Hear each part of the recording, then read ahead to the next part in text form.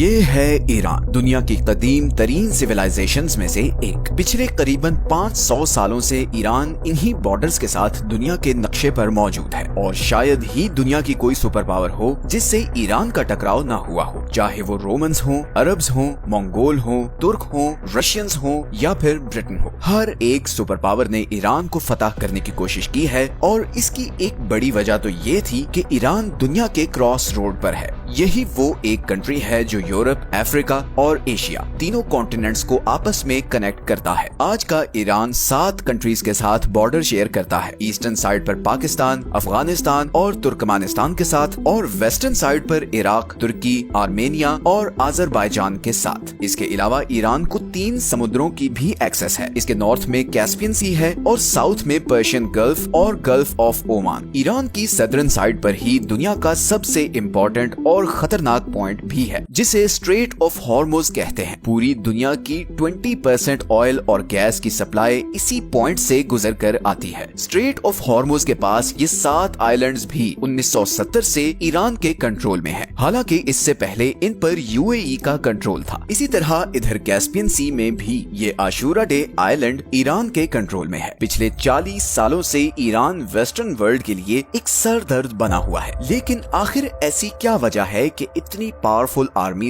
और इकोनॉमीज होने के बावजूद अभी तक कोई भी वेस्टर्न कंट्री ईरान पर अटैक करके उस पर कब्जा नहीं कर सकी। सब कंट्रीज जानते हैं कि ईरान पर डायरेक्ट अटैक करना बहुत ज्यादा बैकफायर कर सकता है। ईरान को अनकॉन्करेबल बनाने में बहुत सी और रीजंस के साथ साथ उसकी ज्योग्राफी का भी बहुत बड़ा रोल है। सच ये है कि आज की वीडियो में हम देखेंगे कि ईरान की हिस्ट्री, उसकी ज्योग्राफी और उसकी प्रॉक्सी वॉर्स ने उसे इतना पावरफुल कैसे बना दिया है।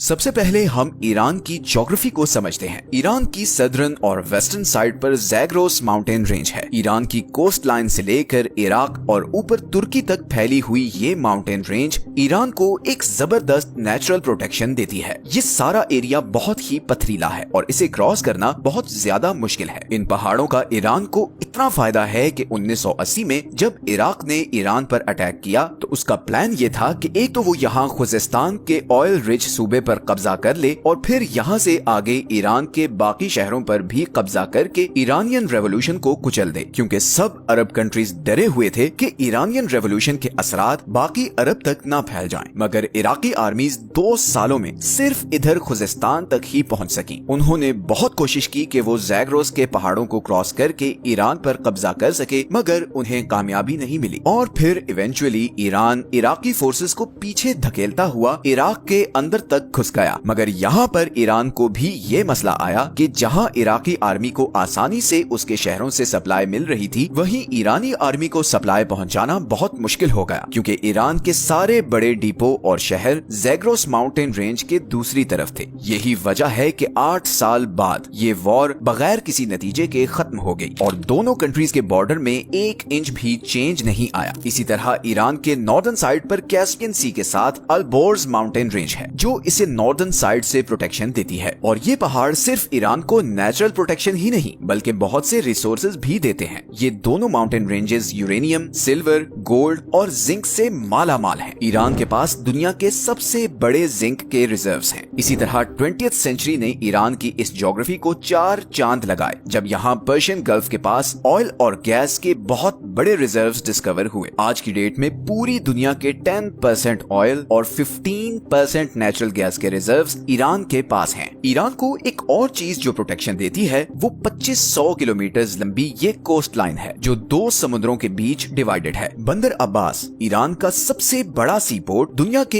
एक बहुत बड़े choke point strait of Hormuz से सिर्फ 70 किलोमीटर दूर है और यही पॉइंट आज ईरान का सबसे बड़ा जियोपॉलिटिकल लेवरेज भी है। अगर ईरान अपनी नेवी के जरिए ये पॉइंट ब्लॉक कर दे तो पूरी दुनिया की इकोनॉमी कोलैप्स कर जाएगी, क्योंकि दुनिया की 15% एनर्जी सप्लाई यहाँ से गुजर कर एशिया और यूरोप को जाती है। अब अगर फर्ज करें कि कोई ये कोस्ट लाइन और ये 2 माउंटेन रेंजेस क्रॉस करके ईरान के अंदर आ भी जाए तो यहाँ पर दूसरा सबसे बड़ा बैरियर ये दश्ते लूत और कविर रेगिस्तान है। लूत डेजर्ट को the hottest place on earth कहते हैं, क्योंकि 2005 में यहाँ पर 70 डिग्री टेम्परेचर रिकॉर्ड किया गया था। इस टफ और एबनॉर्मल ज्योग्राफी की वजह से ही ईरान को कॉन्कर करना ऑलमोस्ट इम्पॉसिबल रहा है। लेकिन आज की डेट में जो दूसरी चीज ईरान को इतना पावरफुल बनाती है वो है उसकी जियोपॉलिटिकल स्ट्रेटजी। सबसे पहले अगर हम ईरान के डेमोग्राफिक्स को देखें तो इसकी पॉपुलेशन तकरीबन 9 करोड़ है, जिसमें 95% शिया मुस्लिम है। ईरान में 62% लोग पर्शियन हैं, 16% आज़ेरी, 10% कुर्द और बाकी 12% बलोच, लूर, अरब और तुर्किक हैं। अब 1979 की शिया रेवोल्यूशन से पहले ईरान एक लिबरल कंट्री था और इस खित्ते में अमेरिका का एक बहुत स्ट्रॉन्ग एलाय भी था। इवन उस जमाने में अमेरिका ईरान को मिलिट्री जेट्स तक सप्लाई किया करता था। लेकिन फिर इमाम खोमेनी के आने के बाद यहाँ के सारे डायनामिक्स चेंज हो गए। आपको ये जानकर हैरत होगी कि 1979 से पहले ईरान और इसराइल के आपस में बहुत अच्छे रिलेशंस थे। इनफैक्ट ईरान 1948 में इसराइल को एक्सेप्ट करने वाला दूसरा सबसे बड़ा मुस्लिम मेजॉरिटी कंट्री था। लेकिन इमाम खोमेनी ने आते ही पैलेस्टीनियंस की सपोर्ट में आवाज उठाई और ऐलान किया कि अब से इसराइल ईरान का नंबर 1 एनिमी है। तेहरान ने इसराइल के साथ सारे डिप्लोमेटिक टाइज खत्म कर दिए। इसराइल जाने वाली सारी फ्लाइट्स कैंसिल कर दी गईं और तेहरान में मौजूद इसराइली एम्बेसी को पैलेस्टीनियन एम्बेसी में कन्वर्ट कर दिया गया। इसका सबसे पहला नतीजा तो ये हुआ कि इसराइल के साथ साथ ईरान के अमेरिका के साथ भी ताल्लुकात खराब होना शुरू हो गए। लेकिन ताल्लुकात की ये खराबी सिर्फ इसराइल और अमेरिका तक ही नहीं रही, बल्कि ईरान के गिर्द मौजूद सारी अरब स्टेट्स भी शिया रेवोल्यूशन के बाद अलर्ट हो चुकी थी। वो सब इस बात से खौफजदा थे कि कहीं ईरान की आइडियोलॉजी इधर अरब स्टेट्स तक ना पहुंच जाए और इसके नतीजे में उनकी किंगडम्स को अच्छा खासा नुकसान पहुंच सकता है। बिकॉज इन सब अरब स्टेट्स में बादशाहत थी। 1980 में इन्हीं सब अरब स्टेट्स ने मिलकर सद्दाम हुसैन को ईरान पर अटैक करने के लिए बैक किया था। यहीं पर ईरान को भी समझ आ गई कि अगर उसने सरवाइव करना है तो उसे अपनी आइडियोलॉजी को बाहर दूसरे कंट्रीज तक पहुंचाना होगा, क्योंकि उसके और उसके सबसे बड़े दुश्मन इसराइल के बीच ये सारे अरब कंट्रीज हैं जो उसके सख्त खिलाफ हैं। इसीलिए उसे कुछ ऐसा करना होगा कि इसराइल से दूर होने के बावजूद वो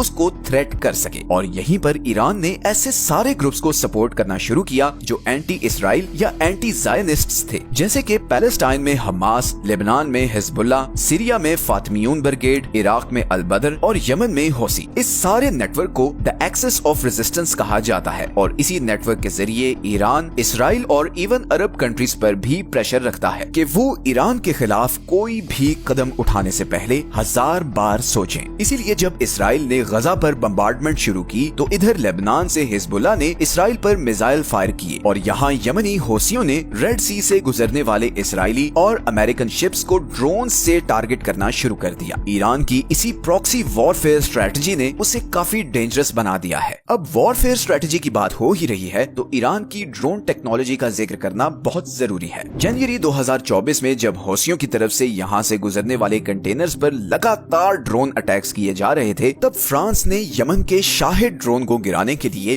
$1 मिलियन वाला Aster 15 surface to air missile use किया, जबकि यमनी ड्रोन की कॉस्ट सिर्फ $20,000 थी। यमनी हौसियों को ये सारे ड्रोन्स ईरान सप्लाई कर रहा है और इन ड्रोन्स की इतनी धूम मची है कि रशिया यूक्रेन के खिलाफ भी इन्हीं ईरानी ड्रोन्स को इस्तेमाल कर रहा है। अमेरिकन सेंट्रल कमांड की 2022 की रिपोर्ट के मुताबिक ईरान के पास पूरे मिडिल ईस्ट में सबसे ज्यादा और मॉडर्न बैलिस्टिक मिसाइल हैं। ईरान के सारे मिसाइल्स 2000 किलोमीटर तक अपने टारगेट को हिट कर सकते हैं। तो इन अ नटशेल अगर हम ईरान की ज्योग्राफी, उसकी प्रॉक्सी स्ट्रेटजी और ड्रोन टेक्नोलॉजी को देखें तो इसके बावजूद कि ईरान पर वेस्टर्न दुनिया की सैंक्शंस हैं और उसकी इकोनॉमी ऑफिशियल ग्राउंड्स पर बहुत छोटी है, ईरान एक ऐसे कंट्री के तौर पर सामने आता है जिसके पोटेंशियल के बारे में बहुत सी अनसर्टेनिटीज हैं, चाहे वो उसका न्यूक्लियर प्रोग्राम हो, प्रॉक्सी नेटवर्क्स की फंडिंग हो या मिसाइल टेक्नोलॉजी। ईरान के बारे में बहुत से ग्रे एरियाज हैं जिनकी वजह से वेस्टर्न कंट्रीज उस पर डायरेक्ट अटैक करने से कतराते हैं। अगर हम सिर्फ यही एक पॉइंट को देखें कि दुनिया के 2 choke points strait of Hormuz और बाब अल मंदेब ईरान की टारगेट रेंज में हैं, तो यही चीज उसे बहुत पावरफुल लेवरेज दे देती है। और अब तो रशिया और चाइना भी अनऑफिशियली ईरान को बैक कर रहे हैं। अभी हाल ही में जब हमास के लीडर इस्माइल हुनिये को ईरान में असैसिनेट किया गया तो बहुत सी ऐसी अनकन्फर्म रिपोर्ट्स भी सामने आई कि रशियन इंटेलिजेंस और मिलिट्री जनरल्स ईरानी ऑफिशियल से मिले हैं और उन्हें यकीन दिलाया है कि अगर वो इसराइल के खिलाफ रिटेलिएट करते हैं तो वो